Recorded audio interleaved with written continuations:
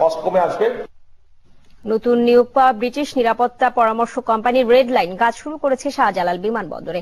এর মধ্য দিয়ে 31 মার্চের আগে ঢাকা থেকে সরাসরি কার্গো রপ্তানির উপর থেকে ব্রিটেন নিষেধাজ্ঞা তুলে নেবে বলে আশা করছেন বিমানমন্ত্রী রাশিদ খান মেনন।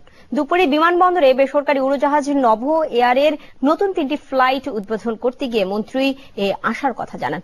নিজেদের বহরে মোট 6টি এয়ারক্রাফট যুক্ত হয় অভ্যন্তরীণ সব গন্তব্যেই যাত্রী পরিবহন করবে নভ এয়ার।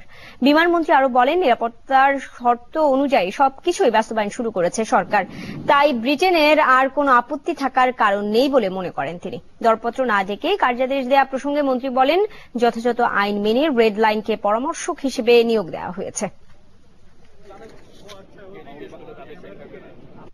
এটা যদি কোনো রাজনৈতিক সিদ্ধান্ত না হয়, যদি সত্যি এটা নিরাপত্তা যদি সিদ্ধান্ত হয়, তাহলে আমাদের এই কাজের ফলশ্রুতিতে তাদের নিষেধাজ্ঞা তারা প্রত্যাহার করবেন এবং এখান থেকে আমরা নিয়মিতভাবেই এটাকে একটা টেকসই ব্যবস্থায় পরিণত করতে পারবো।